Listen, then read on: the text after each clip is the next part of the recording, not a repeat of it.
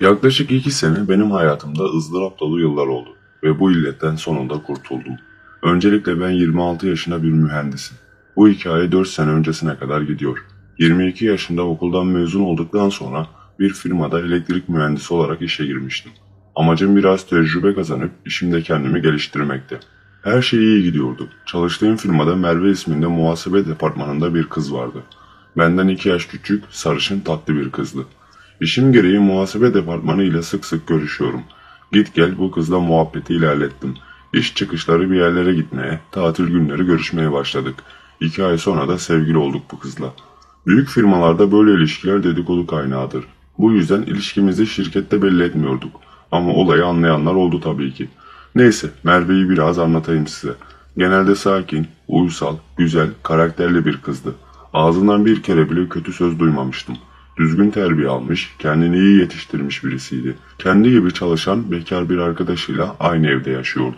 Her şeyi beni kendi evine davet etmesiyle başladı. Cumartesi akşamıydı. Merve'nin evine gittik. Arkadaşı Nurgül de evdeydi. Kız orijinal yeşil gözlüydü ve kızıl saçlıydı. Ama size baktığında bakışlarının ağırlığını resmen üzerinizde hissediyorsunuz. Hani bazı insanlar olur size bakışlarıyla nazar değdirir ya, bu da öyleydi. Neyse kızla tanıştık, kız bankacıydı. Bize sağ olsun pasta börek falan yapmış. Tabii Merve de akşamdan yardım etmiş ona. Bayağı eğlenceli gün geçirdik. Gece 12'ye kadar oturduk. Ben müsaadelerini isteyeyim dedim. Merve tamam olur gibisinden bakış attı. Nurgül atıldı sonra. Ya kal bizde işte salonda yatarsın dedi. Ben şaşırdım. Nurgül'den bunu beklemiyordum. Merve'ye baktım o da sen bilirsin dedi.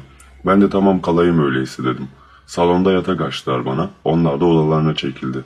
Yattım. Sanırım 1-2 saat geçmişti ki bir tıkırtı duydum. Aniden gözlerimi açtım ve bir de ne göreyim. Salonda Nurgül oturmuş, sabit gözlerle bana bakıyor.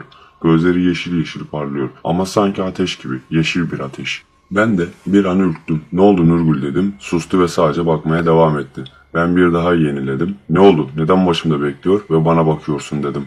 Bir anda kalktı yerinden üzerime doğru yürüdü ve başımda dikilip seni istiyorum dedi. Ama sesi zehirli bir yılanın tıslaması gibi korkunç ve ürkütücüydü. Aniden gözleri kıpkırmızı oldu ve sonradan kayboldu. Ani bir refleks ve bağırarak uyandım. Sesimin etkisiyle ikisi de uyanmış olacak ki 10-15 saniye içinde yanıma geldiler. Nurgül yeşil gözlerini sonuna kadar açmış bana bakıyordu. Onu o halde görünce bir daha irkildim. Merve gözlerini ovuşturuyordu ve şimdi kalktığı belliydi. Ama Nurgül'ün hiç uykulu bir hali yok gibiydi. Rüya olduğunu bilmesem gerçekten yanımda olduğuna inanırdım. Merve, ne oldu, neden bağırdın öyle, korkuttun bizi dedi. Ben de terlemiş anlamı silerek kabus gördüm, kusura bakmayın dedim. Nurgül sana su getireyim diyerek mutfağa gitti. Fakat giderken yeşil gözleriyle hala beni izliyordu. Suyu içtikten sonra hadi siz yatın ben de bir sigara içeyim diyerek onları odalarına yatmaya gönderdim. Neyse bunlar gitti ama ben gece boyu bir daha uyuyamadım. Sigara falan içtim, sabaha karşı 1-2 saat kadar sızmışım. Sabah 10 gibi beni kaldırdılar. Hep beraber kahvaltı ettik, her şey yolundaydı. Nurgül'de bir değişiklik falan yoktu. Gayet sıcakkanlı davranıyordu. Ben de yavaş yavaş rüyayı unutmaya başlamıştım. Sonuçta bir kabus görmüştüm. Bunu Nurgül'e bağlamak olmazdı. Kahvaltıyı yaptıktan sonra müsaade isteyip kendi evime gittim. Bu rüyanın üzerinden 2-3 hafta geçti. Bu arada birkaç kez daha Merve'lere gitmiştim. O da bana geliyordu. Bir keresinde Merve ve Nurgül'ü yemeğe falan da çağırmıştım. Gayet normaldi her şey. Aradan bir hafta kadar daha zaman geçmişti. Bir gece uyurken saat 2-3 civarı telefonum çaldı. Arayan Merve'ydi ve ağlıyordu. Hayırdır canım ne oldu dedim. Çabuk yanıma gel ne olursun çok korkuyorum çabuk gel diye ağlamalı ve ürkek bir sesle konuşuyordu. Hiç zaman kaybetmeden atladım taksi evine gittim. Nasıl evine vardığımı hatırlamıyorum. Hayırdır ne oldu dedim. Benim tüylerimi diken diken eden olayı anlatmaya başladı. Gece 1-2 gibi yatmıştım. Tam uykuya daldığımı hatırlamıyorum. Odası normalde aydınlık olur Merve'nin. Çünkü çok işlek bir cadde üzerinde evleri. Sokak lambaları, dükkanların panoları falan aydınlık oluyor yani. Olayı anlatmaya şöyle devam etti. Odada normal dışı bir karanlık varmış. Merve kafasını çevirip duvara bakmasıyla şok olmuş. Duvarda 3-4 tane gölge gibi varlıklar gözleri olabilecek yerde kıpkırmızı 2 leke Merve'ye bakıyormuş. Tabii Merve çığlık atmak istemiş ama ne sesi çıkıyor ne de hareket ediyor. Sanki felç geçirmiş gibi bir hali varmış. Yaratıklar aniden Merve'nin üzerine doğru süzülmüşler. Üstüne çökmüşler. Karabasan musallatı. Bir anda Merve'nin gözleri kararmış ve karanlığın içinde bir tabut görmüş. Birileri onu tabuta koyup üstüne kapatmış ve gömmeye başlamış. Gömerken de Arapça bir takım şeyler mırıldanıyorlarmış. Neyse gömmüşler bunu. Bir anda görünmez eller Merve'nin boğazını sıkmaya başlamış. Merve bağırmaya çalışıyor ama sesi çıkmıyormuş. Ve sonra ölmüş ve yeniden doğduğunu hissetmiş. Tek gözü ve ağzının olmadığını fark etmiş. Sonra çığlığı basarak uyanmış o anda. O da her zamanki gibi aydınlıkmış. Bu ayrıntıyı unutmayın. Tek göz ve ağız yok. Neyse işte. Ben kızı teselli etmeye çalışıyorum. Sonra Nurgül'ün olmadığını fark ettim. Nurgül nerede? Çığlığını duyunca yanına gelmedi mi dedim. İzne çıktı. Ailesinin yanına gitti. Burada yok dedi. Ben de tamam aşkım. O gelene kadar seninle kalacağım. Seni yalnız bırakmayacağım dedim. Başta iyi gidiyordu. İşten geliyoruz. Bazen bir yerlere çıkıyoruz. Geziyoruz falan. Bazen evde beraber film izliyoruz. 3 gün bir şey olmadan beraber kaldık. Sonra işler değişmeye başladı. Eve gelişimin 3. günü Merve ile dışarıdan bir aldık içiyoruz. Bir yandan da film falan izliyoruz. Bir anda alkolün de verdiği etkiyle kızın dudaklara yapıştım. Sevişmeye başladık. Kız da bana istekle karşılık veriyordu. Tam sevişirken içeriden öyle bir şangırtı geldi ki yerimizden sıçradık. Ses mutfaktan gelmişti. Mutfağa gittik. Mutfak dolabı açılmış. 2 tane tencere yere yuvarlanmıştı. Nasıl düştüğünü ikimiz de çözemedik. Kafalar iyi olduğundan üstünde çok durmadık. Yeniden sevişmeye devam ettik. Bir anda aniden ışıklar söndü. Merve'nin o anlattığı rüya gibi odaya karanlık çöktü. Biz de elektrikler gitti herhalde deyip fazla üstüne durmadık. Kızı tamamen soydum. En son iç çamaşırını çıkarmaya başladığım an gözlerim karardı. Sanki bir el beni omzumdan tuttuğu gibi itti ve yere düştüm. Ne olduğunu anlayamıyordum. Gözümü açtığımda Merve karşımdaydı. Fakat bu Merve değildi. İşte o an kabusları yaşamaya başladım. Karşımda tamamen çıplak duran Merve değil, Nurgül'dü. Gözleri kıpkırmızıydı. Belinden alt tarafı, özellikle ayakları görünmüyordu. Sanki karanlık duman gibi bir şey ayaklarını tamamen kaplamıştı. Bir an üstüme çıktı. Beni istiyor musun dedi. Korkuyordum. Fakat bu korkunç görüntüsüne rağmen çok etkileyici bir hali vardı. Arzularıma yenik düşerek evet dedim. Çok değişik bir durumdu o an. Nurgül'le ya da Nurgül kılığına bürünmüş cinle seviştim. Seviştikten sonra boşalmışım. Boşalmanın etkisiyle tamamen kendimden geçtim. Kulağımızın dibinde bir ses vardı. Şiddeti giderek arttı.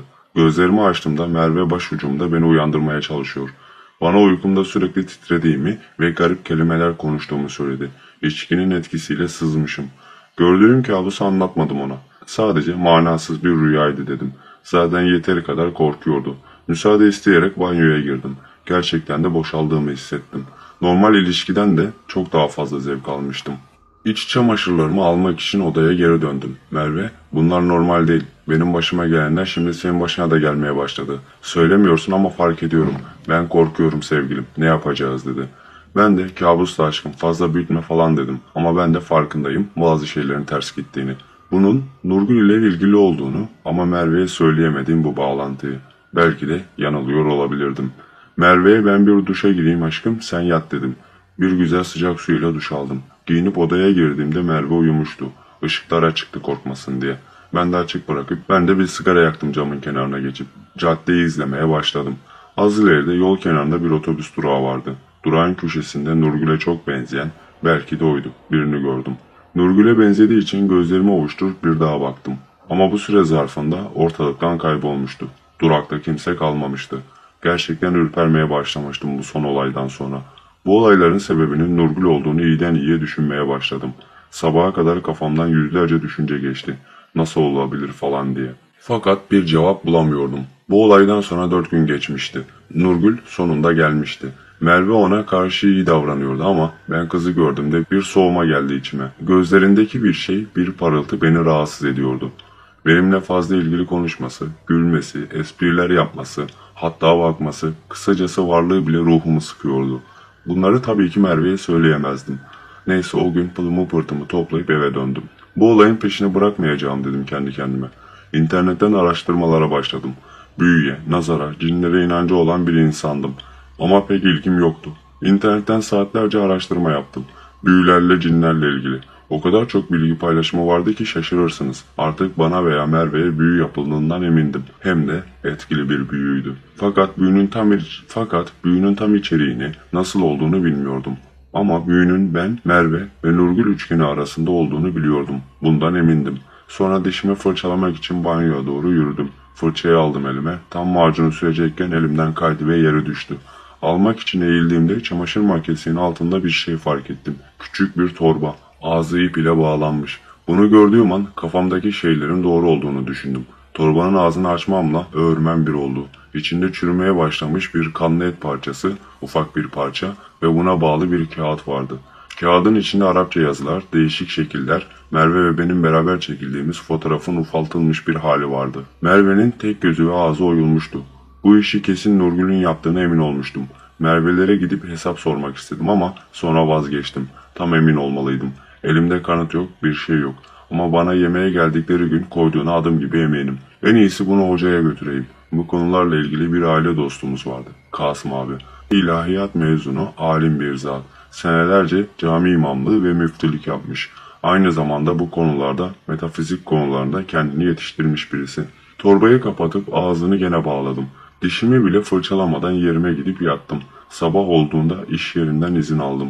O esnada Merve'ye rastladım. Merve, hayırdır nereye gidiyorsun dedi. Biraz acelem var, sonra konuşuruz deyip yanından ayrıldım. İş yerinden çıkınca Kasım Hoca'yı telefonla aradım. Birkaç hal hatır sorduktan sonra konuya girdim. Telefonda olmaz, yanıma gelmen lazım dedi. Evi arabayla 1 saat kadar sürüyordu. 1 saat sonra evine vardım. Güzel yüz ile karşılayıp evine davet etti. Biraz hoşbeş ettikten sonra her şeyi bir anlattım. Hatta kızla sevişmemizin olduğu kısmı bile atlamadım. Orada biraz yüzü asıldı aslında. Beni sükunetle dinledi ve en son bulduğum torbayı verdim. Torbayı açıp kağıdı çıkarıp biraz inceleyince aniden kağıdı geri torbaya soktu. Ne oldu hocam dedim. Sandığından daha zor olacak bu iş dedi. Sonra dualar okumaya başladı. İçimdeki korku biraz daha artmıştı. Titrek sesine Kasım hocam anlatın. Ne yapmışlar dedim. Anlattığın şeylere göre sana ve bu kıza çok güçlü bir büyü yapmışlar. Amaçları sizi ayırmak ve kızı delirtmek olmalı. Bunun için güçlü bir cin musallat etmiş olabilirler. Büyüyü yapan kişi çok fesat ve bu konuları araştıran biri olmalı ki böyle güçlü bir büyüyü yapabilsin. Bu torbanın içindeki et parçası büyük ihtimalle büyüyü yapana ait. Bu tür büyüleri kan üzerinden yaparsın. Cinler bedel olarak kan ister. Bedeninden kesilmiş bir et parçasıyla beraber kan dedi. İşte o an yıldırım çarpmışa döndüm. Hani bazı olaylar olur ya, fazla üzerinde durmazsın, dikkat etmezsin ama onu hatırlatacak bir olay olur ve bir anda aklına gelir. Merve ve Nurgül'ün bana yemeği getirdikleri akşam Nurgül'ün parmağı bandajlıydı. Öylesine bakmıştım ama benim için bir şey ifade etmemişti. Şu an taşlar yerine oturuyordu. Nurgül'ün tavırları, rüyalarıma onun suretinde giren cin, her şey. Hocaya bundan bahsettim ve bu büyüden kurtulmanın yolu var mı diye sordum. Her büyünün bir bozulma yolu vardır. Kimisi basit bir yolda çözersin, kimisini de bazen çözmek kolay olmaz. Size yapılan büyüyü de bozmak kolay olmayacak. O cin, rüyasına Nurgül kılığında giren cin ile irtibata geçip anlaşmayı bozmaya çalışacağız. Eğer anlaşmaya yanaşmazsa başka yöntem ver. Başka yöntem nedir hocam dedim. Anlaşmaya yanaşmazsa öldürmek zorunda kalacağız ki bunu hiç istemem. Cin öldürmenin sonuçlarını kimse bilemez. İntikam isteyebilirler. Korkum daha da artmıştı. Hiç zaman kaybetmeyelim. Hemen kızı çağır buraya gelsin dedi. Zaman kaybetmeden Merve'yi aradım. Fakat tek olduğunu, şimdi gelemeyeceğini söyledi. Ne oldu, neden sesin titriyor dedi. Lütfen sorma. İş çıkışı mutlaka buraya gel diyerek yerini tarif ettim. Merve akşam 6 gibi Kasım Hoca'nın evinin yakınlarına geldi. Onu alıp Kasım Hoca'nın evine gittik. Hoş geldin hanım kızım diye Merve'ye gülümsedi. İçeri geçip çay içtiğinde her şeyi Merve'ye anlattık. Başta itiraz etse de sonra da anlattıklarımızı ve gösterdiğim torbayı görünce inandı. Evin arka tarafındaki küçük bir oda varmış. Oraya girdik. Odanın hiç penceresi yok. Sadece yerde bir halı ve odanın kenarında bir sandık. Hoca ritüel için sandıktan eski bir çinko leğen ve birkaç tane mum çıkardı. Leğenin içine bir miktar sıcak su boşalttı. Mumları leğenin etrafına dizdi ve sırayla yaktı. Arapça yazılı bir kağıdı mumlarda yakıp küllerini suyun içine döktü. Ritüel için her şey hazırdı. Benle Merve hocanın karşısında leğenin önünde, hoca da diğer tarafta oturmuştu. Işıklar kapandıktan sonra hoca Arapça bir şeyler mırıldandı. Aniden mumlar rüzgar varmış gibi alevleri uçuşmaya başladı. Ardından hoca kapayın gözlerinizi dedi. Kasım Hoca sesini yükselterek okuduğu şeylere devam ediyordu. Yanındaki Merve de sanki hocanın sesinden etkileniyormuşçasına titriyordu. Merve'nin titremesi iyice artmıştı. Sonunda ayağa kalkıp konuşmaya başladı. Ama anladığımız bir dilde değildi. Başka bir dilden konuşuyordu. Herhalde Arapçaydı. Hoca da Merve'ye aynı dilden cevap veriyordu. Kendi aralarında bir şeyler konuştular. Bu konuşma 2-3 dakika kadar sürdü. Merve'nin sesi çok korkunçtu. Hayatımda böyle bir ses duymadım. Sonra Merve aniden bağırmaya başladı ve bana doğru saldırdı. İşte o an gözümü açıp kafamı kaldırdığımda şimdi bile tüylerimi diken diken eden o sahneyle karşılaştım. Gördüğüm yüz Merve'nin yüzü değildi. Kocaman kırmızı gözler, kafasında siyah beyaz karışık birkaç saç ve yüzü siyah ile lacivert arasında bir renkti. Ölene kadar bu sahneyi unutamam. Bana Arapça bir şeyler söyleyerek bağırdı. Gözleri gözlerimdeydi. Gözlerindeki kızıllık kanımı kaynatmıştı. O anda hoca elindeki bir şeyi hızlıca leğene batırdı ve Merve bir anda geriye doğru yere düştü. Ben de diğer tarafa doğru kaçtım. Merve'nin yüzü saçlarıyla örtülmüştü. Bu yüzden görünmüyordu. Bir dakika sonra hoca ışığı aç dedi. Işıkları açıp mumları söndürdük. Hoca teller içinde kalmıştı.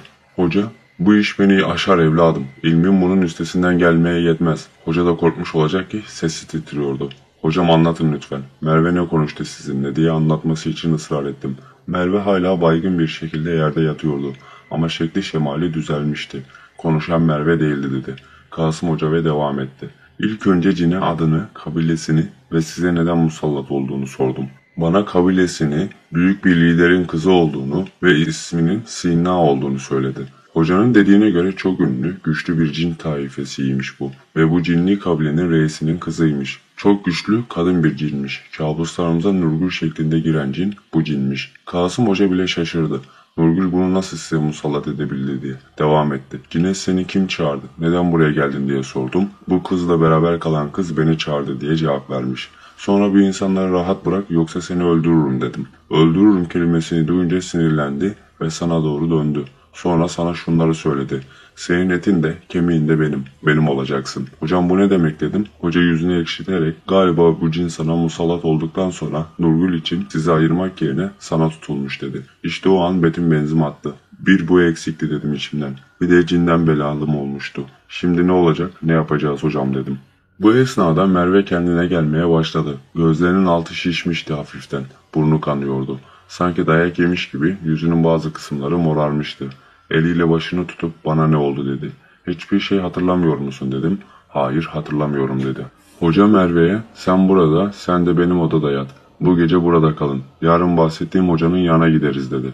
Aslında benim de başka bir yere gitmeye cesaretim yoktu. Gece uyuduk herhangi bir kabus falan görmedik ikimiz de. Sabah kahvaltımızı yaptıktan sonra yola çıktık. Şehir dışında eski bir köye götürdü bizi hoca. Diğer bahsettiği hoca inzivaya çekilmiş, elini eteğini dünyadan çekmiş, sadece ibadetle ilgilenen biriymiş.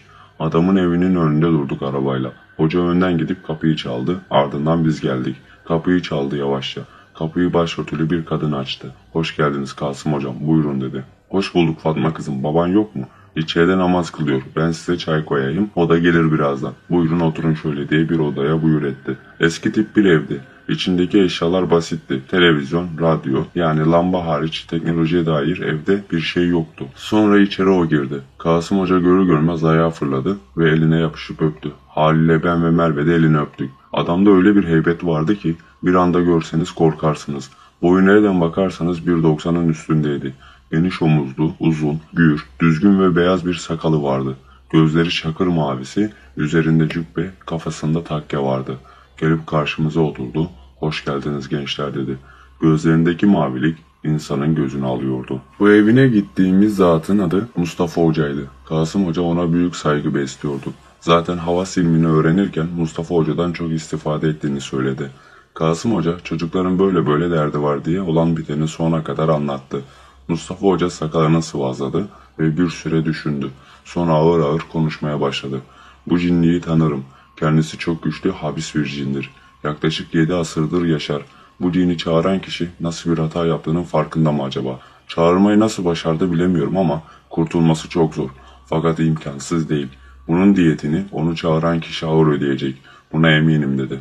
Bana döndü. Kasım Hoca'nın da size dediği gibi o cin sizi ayırmak ve yapan kişiye aşık olmanız için musallat edilmiş. Bu büyü onun için yapılmış. Ama cin size aşık olmuş. Hocam nasıl yani? Cin tipime mi aşık olmuş diye sordum. Hoca zoraki gülümsedi. Cinler dış görünüşe bakmaz evladım. Sizden aldıkları enerjiye göre böyle durumlar olabilir. Dış görüntünüzle ilgilenmezler dedi. Peki hocam şimdi ne yapacağız diye sordum. Öncelikle Nurgül'ün sizi ayırmak için yaptığı büyüyü bozmamız gerek. Ondan sonra o cinden seni kurtarmanın bir yolunu bulacağız dedi. Hoca bu kez Merve'ye bakarak Nurgül'le beraber yaşıyormuşsun. Evin içini ve eşyaları güzelce ara. Bu büyü çift taraflı, sizin yaşadığınız evde de bu torba benzeri bir şey koyulmuş olmalı. Belki inkar eder, yerini göstermez ama onu mutlaka bul dedi. Biraz havadan sudan konuştuktan sonra hocadan müsaade isteyip doğruca Merve'nin evine gittik. Merve resmen şok içindeydi. Nereye çeksem oraya geliyordu. Eve vardığımızda kapıyı Nurgül açtı. O an kendimi kaybedip suratına bir tokat yapıştırdım. Ne oluyor ya falan diye bağırdı. Sus alçak, yaptığın her şeyden haberim var. Çabuk söyle nereye koydun büyü torbasını dedim. Bu önce ne torbası ne diyorsun diye inkara kalkıştı. Sonra biraz zorlayınca gerçek yüzü ortaya çıktı. Gülmeye başladı ama bir yandan tutkuyla bana bakıyordu. Seni istemiştim aptal. Benim olacaktın. Merve seni hak etmiyor. Seni ilk gördüğüm andan beri rüyalarımdan çıkmıyorsun. Merve senin fotoğrafını gösterdiğinden beri sana aşığım. Ben senin resmine bakarak aşık oldum. Görmeden sevdim. O bunu yapabildi mi diye bağırmaya başladı ve bana elini gösterdi. Parmağında derin bir dikiş yarası vardı. İşte o an tam kanaat getirmiştim. Büyü için kendinden bir parça kesip koymuştu torbaya. Bir anda onu tutup duvara çarptım. Sana kötü haberlerim var. Bana saldığın o habis için bana tutulmuş. Yani o da sevmiş beni. Şimdi seni de mahvedecek, bizi de. Yaptığın hiçbir şeye yaramadı. Bunun diyetini ödeyeceksin dedim. O an gözleri kocaman oldu Nurgül'ün korkudan. Pişman olmuş gibi bir hali vardı ve ağlıyordu. Fazla üstüne gitmek istemedim. Sonuçta o da beni sevdiği için yapmıştı. Saat gece 2 olmuştu. Nurgül oturduğu yerde biraz ağladıktan sonra kalkıp odasına gitti. Ben de salondaki koltuğa uzanacaktım. Merve benim odamda yat, korkuyorum dedi. O yatağında, ben de yerdeki yatakta uyumaya başladık. Fazla değil, 1-2 saat geçmişti ki bir anda uyandım. Merve yatağında yoktu. Balkonun kapısı açık, içeriye rüzgar esiyordu. Ayağa kalkıp balkona doğru yürüdüm. Sonra bir anda durdum. Merve uyur gezer gibi balkonda dikiliyor ve o melun şey kırmızı gözleriyle Merve'ye bakıyordu. Yüzünde örtü gibi bir şey var ama gözlerinin parıltısı kırmızılığı örtüyü deliyordu. Tüm vücudu simsiyah, tek parça bir elbiseyle kaplıydı. Sonra gözlerini bana dikti. Resmen taş kesildim. Gözümü alamıyordum ondan. Merve'ye bakarken ki korkutucu hali bana bakarken yoktu. İçimden dualar okuyorum gitsin diye. Dua okumaya başlayınca bu Merve'ye doğru eğildi. Hafaze gibi bir şey dedi. Net bunu duydum. Gerisi mırıltıydı. Dua okumaya devam ettim. Sonra bir anda gözden kayboldu. Merve yere tam düşecekken belinden yakalayıp içeriye götürdüm. Yatağına yatırırken kendine geldi. Ne oldu? Bir şey mi oldu dedi. Her şeyden habersiz olduğu belliydi. Ben de korkmasın diye yok uyu sen. Su içmek için kalkmıştım dedim. Merve masum bakışlarla bana bakıyordu. Sonra tekrar gözlerini kapatıp uyumaya devam etti. Sabaha kadar da uyuyamadım. Merve'nin yanından da ayrılmadım. Sabah olunca kahvaltı hazırladım. Birlikte kahvaltı ettik ve işe gittik. İş çıkışı Mustafa Hoca'nın evine gitmek için bir araba kiraladım. Arabam yoktu o aralar. Bize kapıyı yine Mustafa Hoca'nın kızı açtı. İçeriye geçtik. Mustafa Hoca köşesinde oturmuş Kur'an okuyordu. Kur'an okumasını bitirmesini bekledik. Sonra gidip elini öptük. Çaylarımızı içerken 2 büyü torbasını da ona verdim. Sonra gelin benimle diye bir odaya soktu. Bu odada değişik tablolar içinde garip şekiller, işaretler olan kağıtlar, yazılar vardı. O sırada hocaya geceki balkon hadisesini anlattım ve o duyduğum tek kelimeyi söyledim. Hafeze, ne demek hocam? Hoca son anda kurtarmışsın kızı. Cinler insanları bu şekilde kontrol eder dedi. Kız arkadaşına atla demiş balkondan. Atlamaya çalışmış. Belki yetişemesen cinliğe uyup atlayacaktı dedi. Tıpta buna uyur gezerlik denir ama senelerdir bunun nasıl olduğunu çözemediler. Yani insan uykusunda yürüyor, gözleri ve bilinci kapalı ama tamamen uyanık gibi hareket ediyor. Kapıları falan açıyor, hiçbir yere çarpmıyor. Uyur gezerliğin bazı vakalarında normal hayatta konuşmadığı dilde konuşan insanlar bile var yani. Açıkçası ben bu uyur gezerlik mevzusuna hiç bu kadar kafa yormamış ve bu yönden bakmamıştım. Hoca uyur gezerlik mevzusunda cinlerin ya da başka varlıkların müdahalesi olabilir dedi. Tabii ki bilim bunu bu şekilde açıklayamazdı. Sonra Mustafa Hoca duvar kenarında bir sofanın altından genişçe bir ayna çıkardı. Aynanın sarı bir çerçevesi vardı. Hani eski aynalar olur ya, işte onlardan heybetli bir aynaydı. Aynayı duvara dayadı ve çevresinde mum yaktı. Aynanın tam karşısına gelecek şekilde derin geniş bir leğen koydu. Sonra perdeleri falan kapattı. Zaten hava kararmaya başlamıştı. Perdeyi de kapatınca oda kapkaranlık oldu. Leğenin başına geçti, bizi de arkasına oturttu. Üçümüz de aynada kendimizi görüyorduk. Eline bir kab aldı. Kabın içinde kum tarzı beyaz bir tozu, biz ve kendisini içine alacak şekilde büyükçe bir çember yaptı. Bu çember bizi koruyacak, buraya geçemeyecek dedi. Sonra bazı Arapça sözler söylemeye başladı. Hoca okudukça mumların alevleri rüzgar varmış gibi dalgalanıyordu. Aniden aynada ufak ufak çatlaklar oluşmaya başladı ve kenarlarından itibaren karardı. İlk başta kendimizi gördüğümüz aynada şimdi önce gölge şeklinde, daha sonra tamamen net bir şekilde kendisi görünmeye başladı. Bizim görüntülerimiz aynadan kayboldu. Sadece onun görüntüsü vardı. Ben böyle bir şok yaşamadım hayatım boyu. Aynada biz değil, o Melun vardı. Melun hocaya Arapça bir şeyler söyledi. Hoca da karşılık verdi. 20-25 saniye böyle devam etti bu olay. Bu daha çok bağırmaya başladı. Hoca elindeki tozdan bir kısmını leğene döküp üzerine mum yaktı. Toz aniden patladı ve mavi bir alev çıktı. Sonra cin aynadan bir çığlık attı, sesi daha çok çoğalmaya başladı. Hoca uyarı niteliğinde olduğunu düşündüğüm bir şeyler daha söyledi. Bir anda cin sustu ve aynadaki görüntü Nurgül'e dönüştü. İlk başta bize gösteren ayna, sonra cini, şimdi de Nurgül'ü gösteriyordu. Nurgül'ün aynadaki görüntüsü şöyleydi, korkmuş, dehşete düşmüş gibiydi. Sonra cin aniden kayboldu ve ayna tekrar bizi göstermeye başladı. Hoca biraz bekledikten sonra kalkıp perdeyi açtı, mumları söndürdü. Ritüeli sonlanmış gibiydi. Hocaya hemen sordum. Hocam ne konuştun? Biz Nurgül'ü nasıl gördük aynada diye. Ona bu insanlara neden musallat oldun? Onları rahat bırak yoksa seni öldürürüm dedim. Cevap vermedi. Bana insana hizmet eden pis çamur diye hakaret etti dedi hoca. Sen kimsin ki beni öldüreceksin? Beni öldürsen bile tüm kabilem senin 7 sülaleni katleder diye devam etmiş cin. Ben de şeytana hizmet etmekten iyidir diye uyarı bağında o tozu yakarak geçici gözdağı verdim cine. O an Nurgül'e dönüşerek o da bize gözdağı verdi dedi. Cinle arasında böyle bir konuşma geçmiş hocanın. O an Merve aniden bağırdı. Hocam yoksa o cin Nurgül'e bir şey mi yaptı dedi. Hocanın yüzü düştü. Olabilir dedi. Merve hemen bana çabuk eve gidelim diye kolumdan tutmaya başladı. Hoca durun dedi. Önce sizin büyü torbalarını yok edip büyüyü etkisiz hale getirelim. Bana dönüp cin sana tutulmasa büyüden kurtulurdunuz ama işin rengi değişti. Bu cin artık sana olduğu kadar seni sevenler de düşman dedi. Hoca torbaların hepsini dualar okuyarak açtı. Kağıtları yırttı leğenin içine. Et parçalarını da kağıtlarının üzerine attı. Sonra o tozdan dökerek hepsini yaktı. Şimdi arkadaşınızın yanına gidin. Her ne kadar size bu kötülüğü yapan o olsa da yardım edin dedi. Hızlıca hocanın yanından ayrılıp eve gittik. Kapıya gelince bir şeylerin ters gittiğini anladık. Çünkü kapı açıktı. Hemen içeri girdik. İçeriden inleme sesi geliyordu. Usulca içeriye girdik.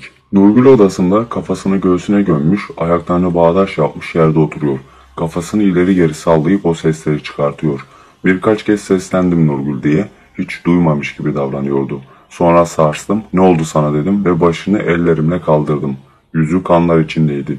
Nurgül'ün dudağı üstten burnuna kadar kesikti. Alttan da aynı şekilde kesilmişti. O zaman fark ettim. Elinde kanlı bir makas tutuyordu.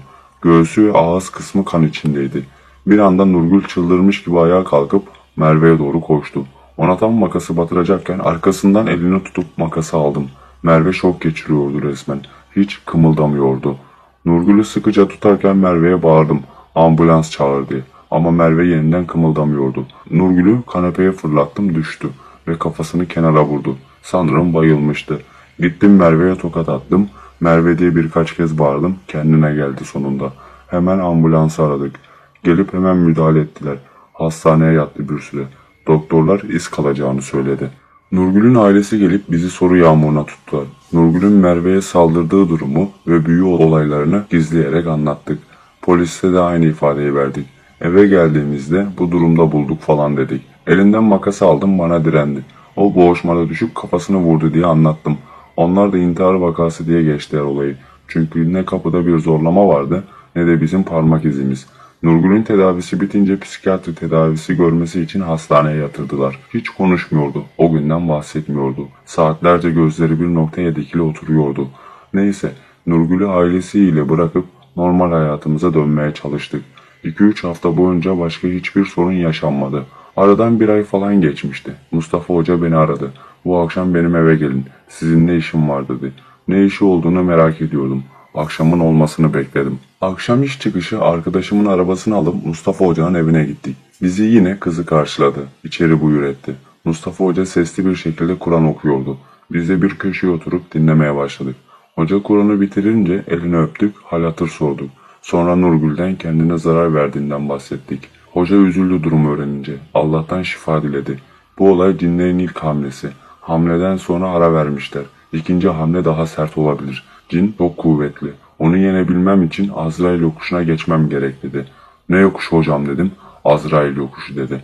Onların boyutu ile bizim boyutun farkı onlarla teması ve onları durdurmamızı engelliyor. Normalde bu cini öldürebilirdim ama çok güçlü.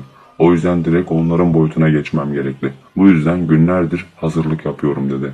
Hocayla göz göze geldik. Hocam hayatınızı bizim için neden tehlikeye atıyorsunuz dedim. Can Allah'ın bize emaneti. Onun malınmış gibi sahiplenip yükümlülüklerimden kaçamam. Size yardım etmezsem insan olmanın anlamı nerede kaldı deyip tebessüm etti. O an hocaya derin bir sevgi duydum. Hiç tanımadığı insanlar için hayatını tehlikeye atan bir zattı kendisi.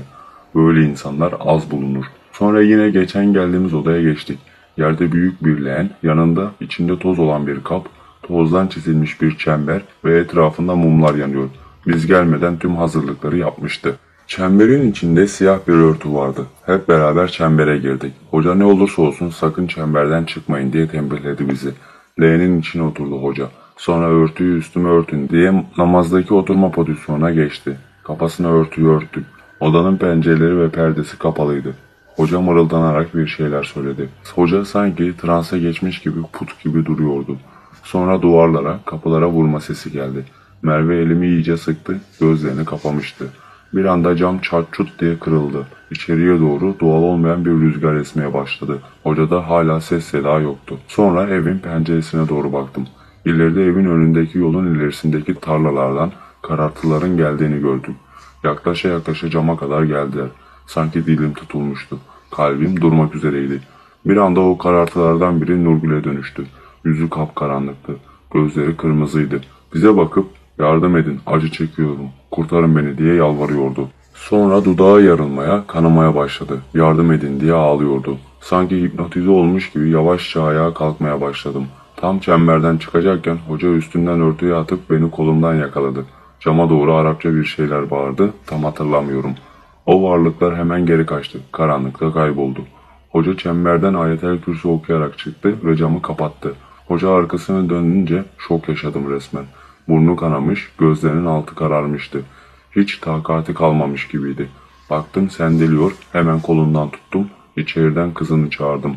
Hocayı yatağına yatırdık, yüzünü falan sildik. Bir yarım saat sonra dinlendikten sonra kendine geldi. Hocam dedim, nasılsın, iyi misin? İyiyim evlat dedi ama hala soluk soluğaydı. Biraz kendine gelince anlattı. Azrail yokuşuna geçince kabilenin ileri gelenlerinden biriyle konuşmak istemiş. Cinler hain hain sırıtıp hocanın istediğini yapacaklarını söylemişler. Onu o cinin evine götürmüşler. O cin bana musallat olan cinin akrabalarından, kabilede sözü geçer biriymiş. Orada hoca durumu anlatmış ve beni rahat bırakmalarını istemiş. O ise bu durumu kabile liderinin yapabileceğini, kendisinin müdahale edemeyeceğini söylemiş. Hocayı lidere götürmüşler. Lider bunu yüzündeki kibirli bir havayla karşılamış. Upuzun siyah sakallı, iri gözleri, kel bir kafası, uzun elleri ve kolları, kedi kulağına benzeyen kulakları ve kulaklarının ve avuç içleri kıllıymış. Hoca, cinler somut hale geldiklerinde görünüş itibariyle bize benzerler dedi. Ama bizden biraz farklılıklar ve bu görünüşlerinden dolayı genelde kedi köpek gibi hayvanların kılığına girerler dedi. Hoca durumu lidere anlatmış. Onun yüzünde kibirli bir ifadeyle dinledikten sonra sen kim oluyorsun da kalkmış benim alemimde bana emir veriyorsun, pis çamur diye hakaretler etmiş. O arada bana musallat olan cin kız da hocanın yanına gelmiş ve gülmeye başlamış. Lider hocaya o adamı benim kızıma nikahladım. Artık o bize ait ve sen de boyundan büyük işlere bulaşmamayı öğreneceksin demiş ve hocaya işkence etmişler. Hoca bana tam 4 gün boyunca işkence ettiler dedi. Öyle deyince ben de şaşırdım. Nasıl olur hocam? Sen o durumu sadece 5-6 dakika falan kaldın dedim. Hoca kederle onların boyutunda zaman hızlı işler. Dünya zamanına göre daha hızlıdır. O yüzden uzun yaşarlar. Yüzlerce yıl yaşamalarının sebebi de budur dedi. Hocam dedim, şimdi ne yapacağız? Ben nasıl kurtulacağım bunlardan dedim. Aranızda nikah yapmışlar. Bu cin seni kolay bırakmaz dedi. O an peki boşasam diye aptalca bir soru sordum. Hoca kederle güldü. Bu davaya bakacak avukat bulursan tamam dedi. Devam etti. Ondan kurtulmanın 2 yolu var. Biri seni artık istemeyip bırakması, ikincisi onun ölmesi. Ben birinci yolun olmasından yanayım. Çünkü bunlar tehlikeli bir kabile. Onlardan birini öldürmekle başımıza büyük bela açarız dedi. Peki ben nasıl bırakacağım hocam dedim. Sende yeterli enerjiyi almazlarsa bağlılığı azalır ve vazgeçer. Ama bu zor tabii ki. Bu konuşmaları bir köşede gözleri fal taşı gibi açılmış dinleyen Merve bir anda lafa girdi. Peki ben ne olacağım diye. Ben Merve'ye döndüm. Nasıl yani dedim. Merve bir anda ayağa kalktı. Benim günahım ne? Ben ne olacağım? Hiçbir günahım yokken bu lanet olası varlıklar bana bulaştı. Az kalsın öldürüyorlardı beni dedi. Hocaya yalvaran gözlerle baktı. Ne olur bana yardım edin dedi. Merve o an sanki hayatı mahvolan tek sensin diyemedim. Bir anda her şey benim suçum, her şey diye bağırdım. Merve'ye benden uzak dur, ayrıl benden. Bana yakın olman sana büyük tehlike. Artık seninle bir arada olamayız. Ne olur ayrılalım, bir daha görüşmeyelim dedim. İçim kan ağlıyordu. Deli gibi sevdiğim kıza bunları söylüyordum. Seni bırakamam, seni seviyorum dedi bana. Ben de seni çok seviyorum ama birlikte olmamız bir gün sana ölüm getirecek. Benden uzak dur. Belki böylece o cin sana bir daha bulaşmaz dedim. Merve ağlıyordu bana bakarak. Bir şey demiyordu. 10 dakika sonra Merve biraz sakinleşti. Hoca bana ben başka çareler arayacağım oğlum. Bulursam seni haberdar edeceğim. İnşallah kazasız belasız seni bu olaydan kurtaracağım dedi. Arabaya atladım, Merve'nin evine gittik. Onda bana dair olan her türlü eşyamı topladım. Tek bir çöp bile bırakmadım. Hatta birlikte çekindiğimiz fotoğrafları yaktım, içim kan ağlayarak. Netteki fotoğrafları sildik. Ona attığım tüm mesajları numarama kadar telefonumdan sildim. Senin benim evimdeki eşyalarını da bir koli ile yollarım sana ve artık asla görüşmeyeceğiz. Böylece güvende olacaksın dedim. Bu yaptıklarım size salakça görünebilir ama yaşadıklarımı siz yaşasaydınız sevdiğiniz hayatta kalsın diye neler yapmazdınız ki? Onun iyiliği için onu sevmekten vazgeçtim ben. Kendi evime gidince Merve'nin tüm eşyalarını topladım, bir koli yaptım. Telefonumdan numarasını ve tüm mesajlarını sildim. Hayatımda Merve'ye dair hiçbir hatıra kalmadı. Sonra bağıra bağıra ağlamaya başladım. Gece sakin geçti. Herhangi bir değişik bir olay olmadı. Sabah işe gittim, Merve'yi gördüm mahvolmuştu. Konuşmak istedi, hayır dedim kesin bir dille. Sonra arkasına bile bakmadan gitti. İşime odaklanmakta zorlanıyordum. Merve'yi her gün işte göremezdim. Her gün görürsem ondan nasıl ayrılacaktım. Ben de iş ilanlarına bakmaya başladım. Neyse kendime uygun 3-4 tane ilana başvurdum. 5 gün sonra biri aradı. İşten izin alıp görüşmeye gittim. Görüşme benim açımdan olumlu geçmişti. Maaşı da eski iş yerimden daha iyiydi. Az iş tecrübem olmasına bakmadılar. İkinci kez görüşmeye çağırdılar, teklif yaptılar. Ben de kabul ettim. Neyse işten ayrılacaktım. Gidip patronumla konuştum. Tabii ki ona neden ayrılacağımı anlatamazdım. Orada hiçbir problemim yokken iş değiştirmenin gerçek sebebini açıklayamazdım. Sonra buldum bir bahane. Çıkış işlemlerini yaptım ve arkadaşlarla vedalaştım. En son Merve'yi gördüm. Neredeyse ağladı ağlayacak.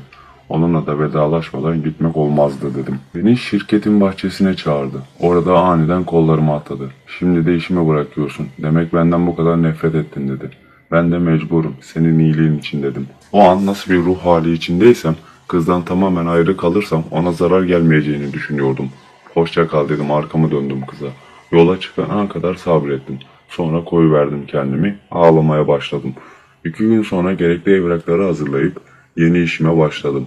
Yeni ortamım iyiydi. Alışmaya başlamıştım. Hatta kaç gün olmuştu o cinle bile rahatsız etmiyordu beni. Ta ki o akşama kadar.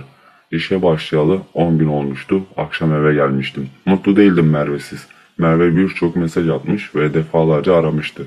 Ama ben bunlara sadece bir tek cevap atmıştım. Yeni bir iş buldum ve şu an iyiyim. İkimizin de iyiliği açısından lütfen mesaj atmayı ya da aramayı bırak. Unut beni dedim. Bunları içim kan ağlayarak yazmıştım. O mesajdan sonra Merve beni daha da aramadı. Bir akşam yeni işimden çıkmış eve gidiyordum. Hayat bok gibiydi. Merve yoktu ama problemler çözülmemişti. Mustafa Hoca'dan ses seda yoktu. Bir kere aradığımda bu aralar iyi değilim, hastayım, merak etme, araştırıyorum, bir yolunu bulursam arayacağım dedi. Ben de hayırdır hocam neyim var dedim, boş ver deyip kapattı. Neyse o akşam eve gittim, tek başıma yemek yapıp yedim. Akşam 9 gibi internette takılırken kapı zili çaldı. Allah Allah kim bu saatte acaba dedim ve kapı deliğinden baktım. Bir kız 20'li yaşlarda. Kapıyı açınca şaşırdım. Bu kız üniversitedeki sevgilim Büşra'ydı. Nasılsın iyi misinden sonra hayırdır Büşra hangi rüzgar attı seni buraya dedim. Kapıda mı tutacaksın beni dedi. Buyur gir dedim içeri davet ettim. Oturduk bununla sohbet ettik. Ne yapıyorsun ne ediyorsun üniversiteden sonra hiç görüşmedik. Gerçi sen istemiştin, ben de saygı duydum dedim gülerek. O da gülerek, aynen sen her zaman saygılı biri oldun bana karşı dedi. Okuldan mezun olunca birkaç yerde çalışmış, şimdi benim yaşadığım şehirde iş bulmuş. Ama burada kalacak yeri olmadığından bana gelmiş. Neden aramadın daha önce? Hazırlık falan yapardım dedim. Gerçekten de evin hali berbat görünüyordu. Bir yandan gülümserken bir yandan da evi toplamaya çalışıyordum. Karnın aç mı? Bir şeyler yer misin dedim. Bu da tokum ama kahvem varsa içerim dedi. Sonra mutfağa gittim Nescafe yapmaya. Size Büşra'dan bahsedeyim biraz. Bu kızla ben okulun 3. sınıfında tanıştım. Bir sene çıktık yürütemedik ayrılmıştık. Ben buna arkadaş kalalım demiştim ama kendisi kabul etmemişti. Ben de saygı duyup bir daha aramamıştım. Fakat kızın tavırları ve hareketlerinde bir gariplik vardı. Benim evimi nereden bulmuştu o kadar kısa sürede? Neden beni aramadan etmeden evime gelmişti? Bunlar bana garip geliyordu.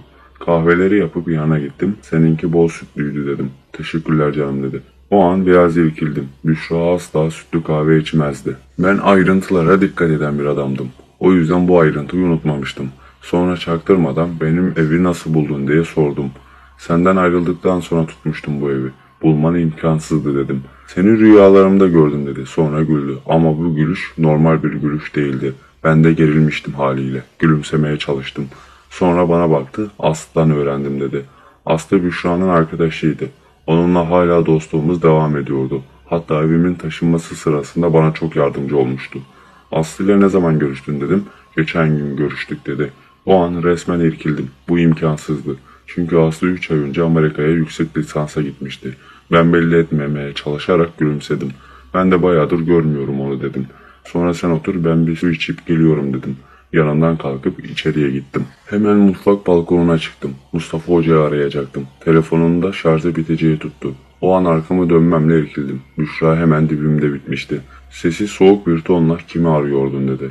Resmen kanım dondu. Sen kimsin dedim. Ben oyum dedi ve aniden gözleri kıpkırmızı oldu. Korkudan şoka girmiştim. Beni kolumdan tutup içeriye çekti. Gücü inanılmazdı. İçeri kaçtım hemen. Dış kapıya doğru koştum. Ama kapının önünde duruyordu. Korkudan çığlık attım ve salona doğru kaçtım. Kapıyı kilitledim. Öyle çok dindar biri değilim ama bildiğim duaları sıralamaya başladım. Korkudan koltuğa büzüldüm kaldım. İçimden Allah'ım sen yardım et diye dualar okuyorum. Aniden kapının önünde silüet belirdi. Bir anda kapının kilidi yavaşça döndü ve içeriye girdi. Benden bu şekilde kaçamazsın dedi. Gözleri kıpkırmızı bir şekilde senin karınım artık. Ben seni istiyorum dedi. Senin hayatını mahvederim. Bir daha aklın yerine gelmez dedi bana. Zaten yeterince ettin. Neden yapıyorsun bunu bana dedim. Senden hoşlandım. Enerjin mükemmel. Beni sana bağlayan o dedi. Seni bırakmayacağım. O Mustafa denilen çamurdan medet umma. Onun bana gücü yetmez. Ben yüzyıllardır yaşıyorum. Ne hocalar gördüm dedi. Sonra aklıma küçükken dedemin dediği bir şey geldi. Bir şerli varlıklara karşı 2 dua söylemişti bana. Nas ve Felak. Ama ezberimde de değildi. Yarım yamalak okumaya başladım. Fakat o varlığın attığı kötülcül kahkahayla susmak zorunda kaldım. Bana bu duaların bir şey yapabileceğini mi sanıyorsun dedi. Keşke o zaman okumaya devam etseydim. Belki kaçacaktı yanımdan. Ama o an basiretim bağlandı, dilim dönmüyordu. Bir anda yanıma geldi. Bundan sonra senin karın da, sevgilin de benim. Başka biri hayatına girerse onu da senin de hayatını cehenneme çeviririm dedi. Korkmuştum. Hemen yanından kalkıp kapıya doğru yöneldim. Arkamı gayri ihtiyari bir döndüm. Fakat arkamda yoktu. Gitmişti. Derin bir oh çektim ama ne yapacağımı şaşırmıştım artık. Merve ile görüşemediğim için dua ettim resmen. Kıza da zararım dokunacaktı göz göre göre. O gece sakin geçti. Sabah işe gittim. İşten çıkınca araba kiralayıp Mustafa Hoca'nın evine gittim. Bu iş böyle olmayacaktı. Mustafa Hoca açtı kapıyı. Hali perişan görünüyordu. Hemen içeri girdik. Ritüel yaptığımız odaya aldı beni. Hayırdır hocam ne oldu? Hasta mısınız? Hep kızınızla çağırdı kapıyı. Bir şey mi oldu dedim. Kızımı ablasının yanına gönderdim. Onu da rahatsız etmeye başladılar. Biraz bu evden uzak durması gerekiyor dedi. Tabii ki kızı da hoca gibi dindar biriydi. Ama hoca daha fazla yanında kalıp zarar görmesine engel olmak için kızı yollamış. Kız da ne kadar istemese de babasına karşı gelememiş. Bunları dinledikçe yerin dibine giriyor, insanların da hayatını mahvettiğimi düşünüyordum. Aniden yerimden kalkıp, hocam ben gidiyorum, sizin de başınızı daha fazla belaya sokamam, hakkınızı helal edin, bir daha rahatsız etmeyeceğim sizi dedim. Tam arkamı döndüm gidecekken hoca kolumdan tuttu, nereye gidiyorsun diyerek seni yalnız bırakmak bana yakışmaz dedi. Hocaya baktım, gözlerindeki kararlılığı gördüm. Seni kurtaracağım evlat. O an hocaya sevgim bir kat daha artmıştı. Hocam başka ne yapabiliriz? Nasıl kurtulacağım bundan dedim. En iyi yöntem onu öldürmek. Ama öldürürsek kabilesi asla bizi bırakmaz. İkinci yol senden soğuması. Senden de kendi isteğiyle vazgeçmiyor. Bu şekilde de kurtulamazsın dedi. O zaman ne yapacağız hocam dedim. Mecbur öldüreceğiz. Sonra onu kimsenin bilmediği bir yere gömeceğiz. Bunu nasıl yapacağız hocam dedim. Bir ritüel var. Cini çağırıp hapsedeceğiz. Sonra gömeceğiz. Fakat çok tehlikeli. Sen de bana yardım edeceksin dedi. Nerede, ne zaman yapacağız hocam dedim. Ben malzemeleri ayarlayıp sana haber vereceğim dedi. Peki hocam, şu an konuştuklarımızı dinlediyse ne olacak dedim. Bu odayı korumaya aldım. Bu odaya ne girebilir ne de bu konuştuklarımızı burada duyabilir. Benden haber bekle. O zamana kadar sessiz kal dedi. Tamam deyip evden ayrıldım. Arabaya atlayıp eve döndüm. Kapıyı açıp mutfağa girmemle şok oldum. Merve mutfakta dikiliyordu. Gözler kıpkırmızıydı. Şimdi de Merve kılığına mı girdin geldin dedim. Aniden üstüme doğru geldi. Öyle bir bağırmaya başladı ki sesi kulaklarımı patlatacaktı. Ben sana demedim mi Mustafa denilen o adamla görüşmeyeceksin diye. O odaya giremedim ama görüştüğünüzü biliyorum. Ne planlıyorsanız boşuna. Bana bir şey yapamazsınız dedi. Sonra iğrenç bir kahkaha attı. Sana son uyarım. Bir daha o adamla görüşürsem Merve'yi öldürürüm dedi. Resmen orada dondum kaldım. Hiçbir şey diyemedim. Merve kılığına girmiş cin Merve'yi öldürmekle tehdit ediyordu beni. Sonra bir anlık gaz ile madem kendine bu kadar güveniyorsun neden Mustafa Hoca ile görüşmemi engelliyorsun? Yoksa korkuyor musun dedim. Bana hiçbir şey yapamazsınız. Sizi mahvederim dedi. Bu tavırla bana tutulmuştu. Biraz suyuna gitmeyi denedim.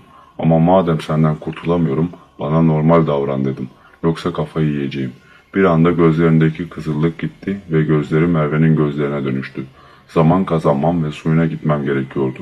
Mustafa Hoca malzemelerini hazırlayıp bana haber edene kadar böyle davranmalıydım. Merve görünümündeki cin geldi yanıma oturdu. Biraz ürpermiştim. Benden korkmana gerek yok dedi. Elimde değil bu kadar olanlardan sonra dedim.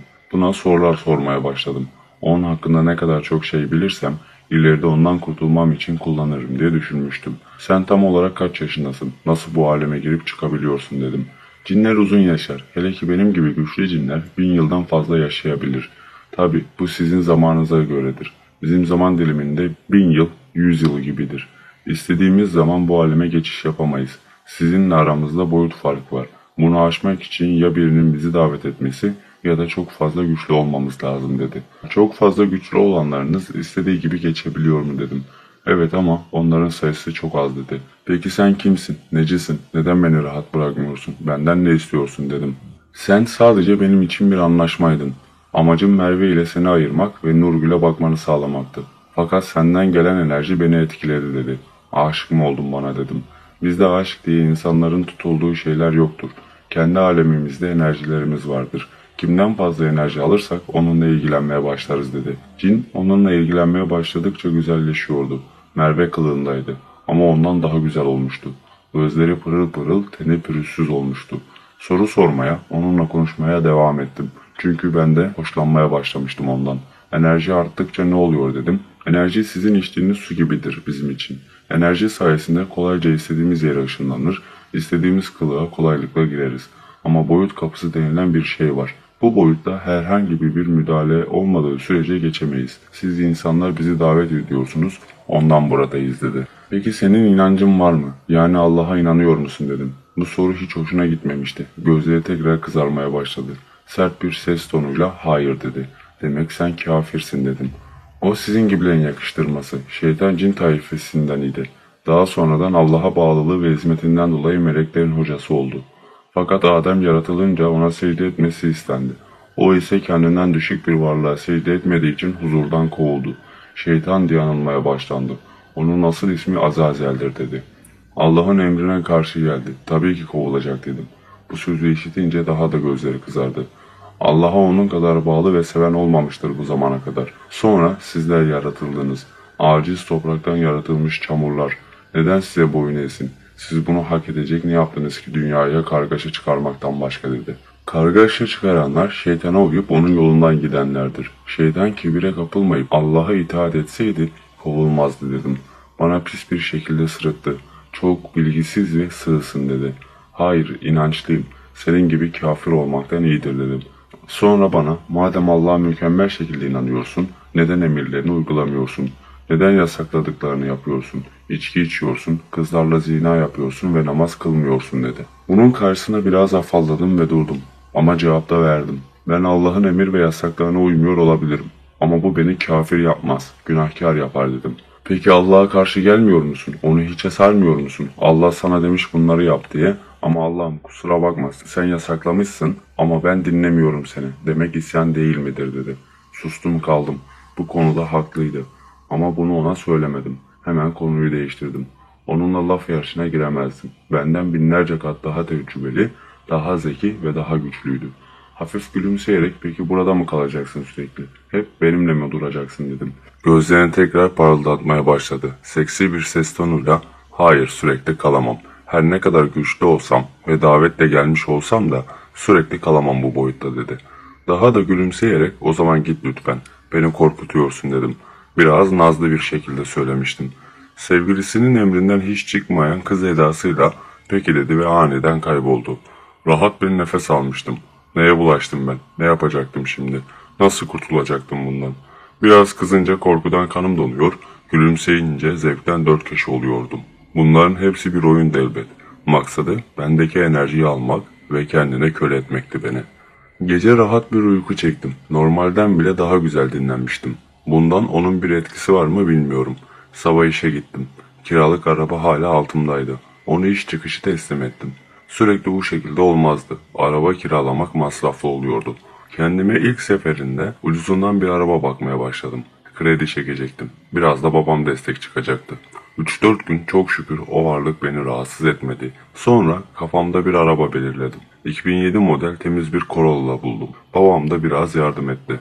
Az da kredi çekerek aldım. Arabayı aldığım akşam Mustafa Hoca aradı. Hafta içi bir gündü yanlış hatırlamıyorsam. Bana hafta sonu gel dedi ve kapattı. Başka da konuşmadı. Riskliydi çünkü. Neyse bayağıdır yapmadığım bir şey yapayım dedim. Üniversiteden hala görüştüğüm arkadaşım Mehmet'i aradım. Müsaitsen takılalım dedim. Tamam Merve ile mi geleceksin dedi. Tabii çocuğun bir şeylerden haberi yok. Hayır ayrıldık dedim.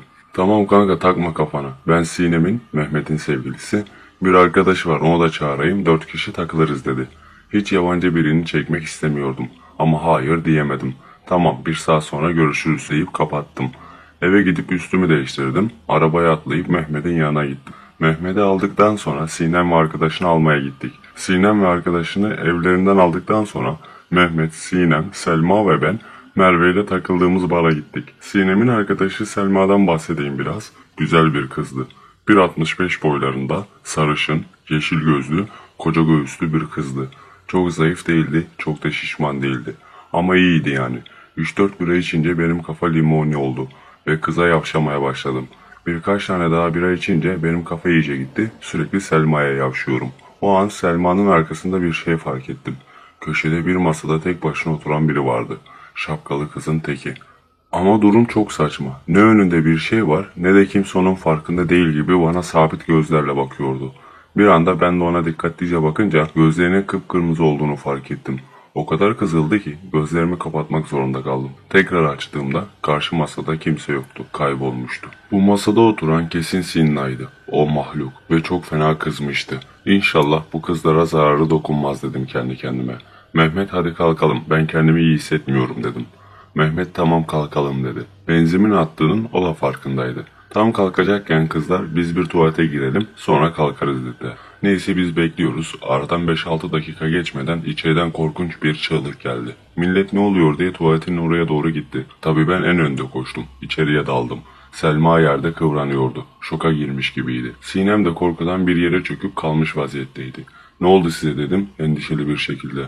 Bunlar makyaj tazelerken Selma'nın aynada aniden bir gölge gibi silüet belirmiş. Daha ne olduğunu anlamadan gölge kadın gibi bir şeye dönüşmüş. Tabi Selma basmış çığlığı. Sinem de görmüş, o da bağırmış. Kıpkırmızı gözleri, iğrenç siyah bir yüzü vardı. Selma'ya doğru korkunç bir sesle bağırdı. Ne dediğini anlamadım. Garip bir dille konuşuyordu. Sanırım Arapça dedi. Selma hala şoktaydı. Dışarı çıkıp biraz hava aldık. Selma da kendisine gelmişti. İnşallah Selma'ya bir şey olmaz diye dua ediyordum. Mehmet'e bu akşam kızlarla birlikte kal dedim. Selma ve Sinem ev arkadaşıydı. Beraber kalıyorlardı. Mehmet'in ise benim gibi ayrı bir evi vardı. Neden kanka dedi. Sana sonra anlatırım her şeyi dedim. Bu bir halt anlamamış gibi şaşkın şaşkın suratıma baktı. Ben ona kararlı gözlerle bakınca sustu.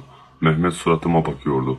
Sanki bu olayla ilgili benim bir bağlantım olabileceğini düşünüyordu. Ona baktım, sonra konuşuruz gibilerinden. Neyse, Mehmet kızlara bu gece sizinle kalacağım kızlar dedi. Sinem dünden razıydı, kabul ettiler. Mehmet ve kızları eve bırakıp kendi evime sürdüm arabayı. Saat gece 12 olmuştu. Kapıdan içeri girince sessizlik karşıladı beni. Salona geçtim. Yorulmuştum. Kafamı ellerimin arasına aldım, düşünüyordum. Allah'ım, ben ne yapacağım? Nasıl kurtulacaktım bundan diyerek ağlıyordum. Çok daralmıştım, katlanamaz olmuştum. Kafamı kaldırdım. Neden bana bunu yapıyorsun diye bağırdım. Gelmesini istiyordum. Aniden karşı koltukta belirdi. Kırmızı gözlerle bakıyordu ve tamamen kendi görüntüsündeydi. Aman Allah'ım, ne kadar da korkunç. Saçları beyaz ile siyah karışımı, derisi kara ile gri arası, kulakları sivri ve uzundu. Öyle bir çığlık attı ki ev sarsıldı sandım. Evin içinde rüzgar esti. Masamdaki kağıtlar uçuştu. Sandalyeler devrildi, camlar çatladı. Aniden yanımda bitti ve boğazımdan tutup sıktı. Bunu unutma, ikimizden biri ölmeden bu ahit bozulmaz dedi. Gözleri alev alevdi, canım acıyordu. Resmen boğazımı tuttuğu yerleri yanıyor gibiydi. O an kararımı vermiştim. O ölmeden bana rahat yoktu. Boğazımı sıkmayı bıraktı, elimi boğazıma doğru götürdüm. Tuttuğu yer kabarmış, sanki sıcak su gelmiş gibiydi. Ne yapıyorsun sen? Öldürecek misin beni dedim. Bunu hak ettin. Bundan sonra adımlarına dikkat et, seni izliyorum. Boğazımda temas ettiği yer kızarmış ve kabarmıştı. Çok şiddetli bir şekilde acı çekiyordum. Fakat fazla sürmeden kızarıklığın acısı da bitmişti. Tamam dedim, başka bir şey diyemedim. Sonra kaybolup gitti. Bu mahlukun ölmesi gerekiyordu. Yoksa hem ben hem de sevdiklerime rahat yüzü göstermeyecekti. Gece başka bir sıkıntı yaşamadım. Sabah olunca Mustafa Hoca'nın evine gitmek için yola çıktım. Tabii Yusuf Yusuf ediyorum bir şey olacak diye. Beni izliyor olabilir ve Mustafa Hoca'ya da zarar verebilirdi. Aşağı yukarı 10 kilometre falan gitmiştim ki araba yavaşlamaya başladı. Benzin göstergesine baktım, doluydu. Sonra arabayı kenara çektim. Çalıştırmayı denedim, marş almıyor. Bir türlü çalışmıyordu. Kaportayı açtım, bir de ne göreyim. Aracın buji kablosu yerinden çıkmış. Normalde çok sağlam takılır o kablo ucu. Çıkması kolay değildir.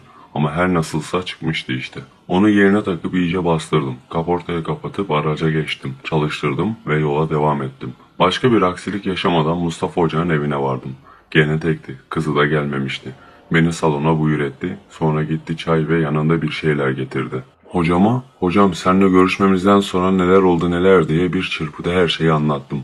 Şaşırdı. Özellikle cinle yaptığımız din tartışmasına çok şaşırmıştı. Bana, o sana sadece musallat olmuyor, dinden çıkarabilir. Sakın oyuna gelme diye bana şeytandan, onun hilelerinden, isyan edişinden falan bahsetti. Hocayı büyük dikkatle dinledim. Sonra gömme hadisesini hatırlattım. Hala hazırlık için uğraşıyoruz dedi. Ama bu arada sana geçici bir koruma olarak şunu vereyim diye kalktı. Diğer odaya gitti, elinde bir zarfla geldi. İçinde bir kağıt vardı. Bu ne dedim hocam? Cin mektubu. Hazreti Süleyman zamanında yazılmış bir tılsım dedi. Bunu evinde ya da yanında bulundurana cinler Allah'ın izniyle musallat olmazlar. Lakin biz ondan sonsuza kadar kurtulmanı istiyoruz. O yüzden şimdilik yanından ayırma bunu dedi.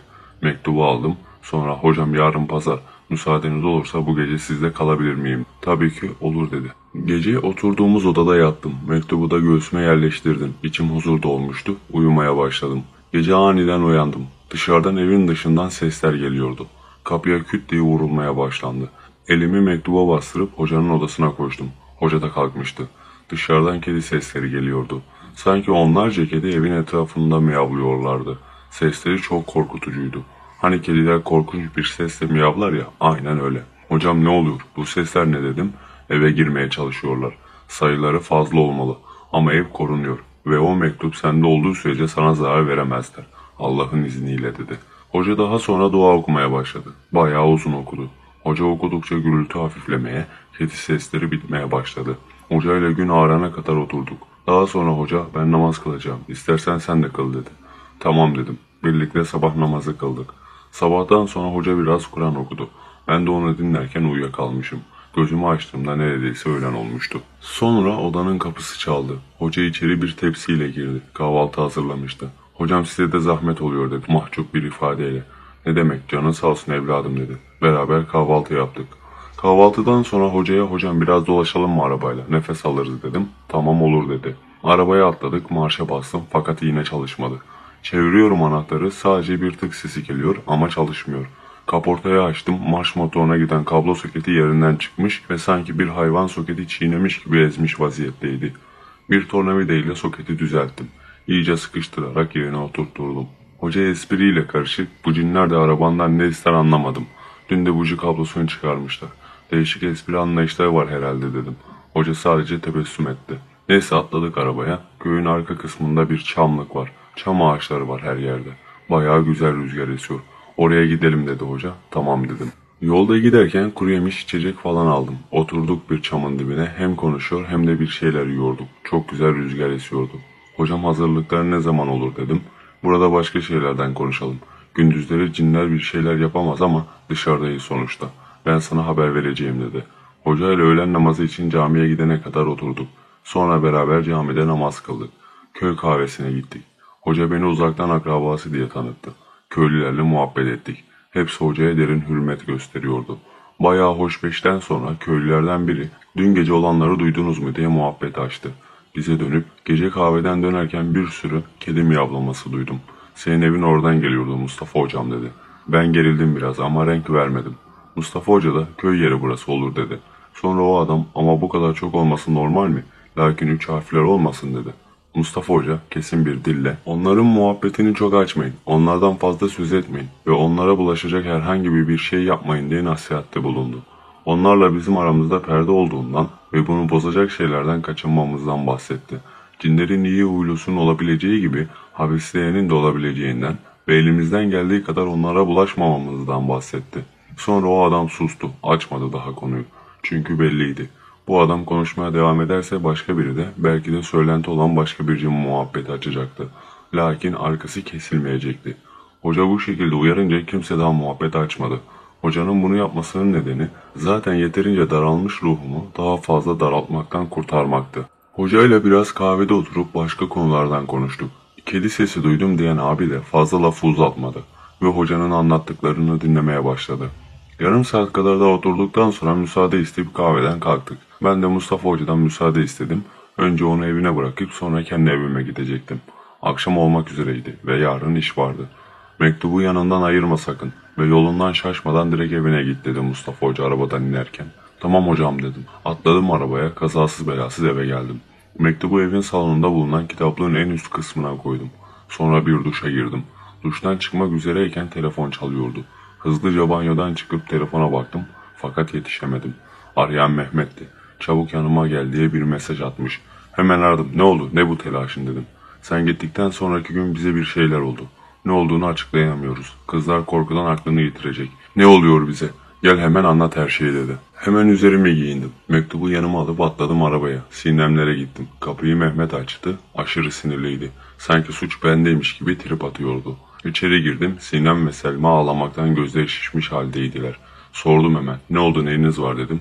Mehmet hızlıca anlatmaya başladı. O gece ben bunlarla takılırken olan olaylar cuma akşamı gene olmaya başlamış. Odalarındaki kapılar kendi kendine açılıp kapanıyor, ışıklar yanıp sönüyor, garip garip sesler geliyormuş. Hepsi kıpkırmızı gözlü bir varlık görüyorlar, aynadan görüyorlarmış onları. Korkudan akıllarını kaçıracaklarmış. Kimseye de gidememişler. Beni aramış Mehmet kaç kere ama ulaşamamış. Ya o varlık engelledi ya da köyde bazen çekmediğinden ulaşamadılar. Ama şöyle bir şey var. Arama sayısı veya normal mesajlar telefon çekince gelir. Ama bana hiçbiri gelmemişti. Bu çok ilginçti. Neyse Mehmet'e baktım. Her şeyi en başından anlatacağım dedim. Ve en ince ayrıntıya kadar her şeyi anlattım. Sadece Mustafa Hoca ile hazırlığı yaptığı şeyden ona bahsetmedim. Gizli kalsın istedim. Herkes şok olmuştu. Birden Sinem, bunları sen bizi bulaştırdın. Senin yüzünden oldu. Şimdi ne yapacağız? Bizi bundan kurtar diye bağırmaya başladı. Selma şok içindeydi. Mehmet ise bana sinirli bakışlar atıyordu. En sonunda ben de sinirlendim. Başladım bağırmaya. Bunları ben mi istedim? Ben böyle olsun dedim. Ben de kurtulmaya çalışıyorum. Hoca beni kurtaracak inşallah. Siz de kurtulacaksınız dedim. Sonra onlara cin mektubundan bahsettim. Dışarıda hep beraber çıkıp o kağıdın bir fotokopisini çektirdik. Bu olaylar bitene, ben size kurtulduk diyene kadar yanınızdan ayırmayın. Gittiğiniz her yere götürün. Allah'ın izniyle hiçbir şey olmaz dedim. Fazla inanmış gibi değillerdi fakat tamam inşallah dediğin gibi olur dediler. Sonra onlardan ayrılıp kendi evime gittim. Bir iki hafta geçti hiçbir şey olmadı. Ne o varlığı gördüm ne de etkisini duydum. Mustafa Hoca'dan da ses seda yoktu. Yavaş yavaş ibadet etmeye de başlamıştım artık. Bana huzur veriyordu. Mehmet ile görüşüyordum. Atlatmaya çalışıyordu hepsi. Ama iyiydiler. Onlara bulaşan falan da yoktu. Bir gün gene işten dönmüştüm. Eve gittim, bir duş aldım. Salona geçtim. Bir de ne göreyim? Salonda 3 kişi oturuyorlar. Neye uğradığımı şaşırdım. Üçü de normal insan görünümündeydi. İrkildim resmen. O anda cin mektubunu arabada unuttuğumu anladım. Tam arkamı dönüp kaçacakken dur dedi. Öyle kala kaldım. Gel otur karşımızda. Bizden sana zarar gelmez. Bizler Müslüman cinleriz. Bizden korkma. Emin ol, sana yardım etmek için buradayız dedi. Ben Allah'tan başka kimseden yardım istemedim. Sizi kim yolladı dedim. Senin bu düştüğün durum cinler aleminde bizler tarafından duyuldu. Sana musallat olan Sinna ve kabilesi bizim düşmanımız. Sana yardım etmek istiyoruz dedi. Bana niye, ne karşılığında yardım etmek istiyorsunuz diye sordum. Biraz bozulmuş gibiydiler. Sen de Müslümansın, biz de. Hem bizim düşman olduğumuz kabile sana musallat olmuş, o yüzden yardım etmek istiyoruz dedi. Mustafa Hoca ile olan irtibatını biliyoruz. Eğer yapabilirsen o hapis cinliği gömmen hem senin hem de bizim için iyi olur. Böylece biz de sen de onun verdiği zararlardan kurtulmuş oluruz. Karşılığında sana her türlü yardım yapacağız dedi. Resmen bu cinlerle ittifak kuruyordum. Her yerde geçerli olan bir şey burada da vardı. Ortak çıkarlar. Peki ama şöyle bir şey var. Ben Müslüman da olsam, başka dinden de olsam hiçbir cinle muhatap olmak istemiyorum. En azından bu hapis cinden kurtulduktan sonra siz kendi boyutunuzda kalın, buraya gelmeyin dedim. Tamam, kabul ettiler. Biz evi korumaya alacağız. Artık o cin biraz zor girer. Ama sen gene de mektubu yanında tut dedi. Peki bu mektup size de işler mi dedim. Elbette. Arabada unuttuğun için biz eve girebildik. Uzaktan uzağa kaç zamandır seni izliyorduk dedi. O ana kadar cinlerden sadece biri konuşmuştu. Diğer ikisi susmuştu. Diğerlerinin isimleri Mansuri ve Settari ve benimle konuşansa Mevsun idi. Biz şimdi gidiyoruz dedi. Mevsun ve hep beraber ayağa kalktılar. Hadi sağlıcakla kal deyip salon kapısından çıkıp gittiler. Ben de arkalarından çıkayım dedim. Hemen aşağı kalkıp kapıdan dışarı çıktım. Kimse yoktu. Şaşırmamıştım. Sonuçta cin de onlarda. Arabaya koşup mektuba baktım. Mektup olduğu yerde duruyordu. Müslüman cin de olsa gelenler hiçbirisinin de yanıma gelmesini istemiyordum. Mektubu alıp cebime koydum. Kafam allak bullaktı. Dağıtmalıyım diye düşündüm ve Mehmet'i aradım buluşalım diye. Bir saat sonra Mehmet'le buluştuk.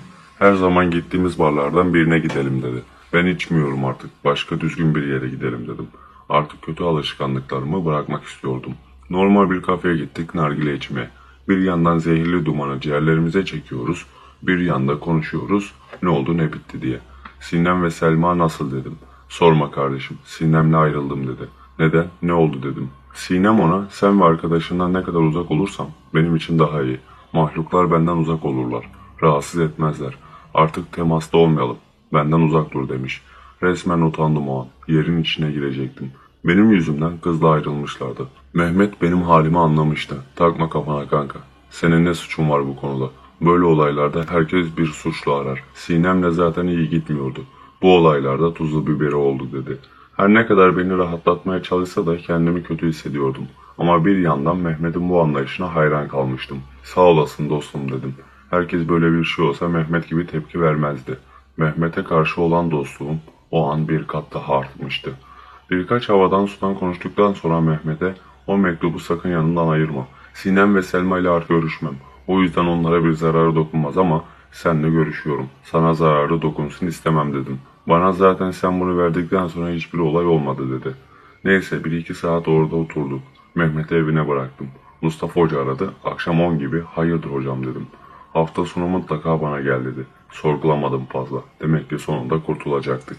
Eve gittim. Hafta sonuna kadar sakin geçti. Mektubu hiç yanımdan ayırmadım. Cumartesi sabahı arabaya atlayıp hocanın evine doğru yola çıktım. Her şey normal gidiyordu. Sonra telefonum çaldı.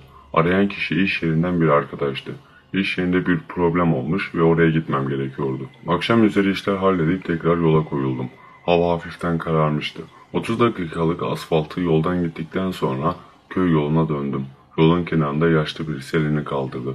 Ben de durup camı indirdim. Beni falanca köyüne kadar bırakır mısın oğlum dedi. Dediği köy Mustafa Hoca'nın köyüydü.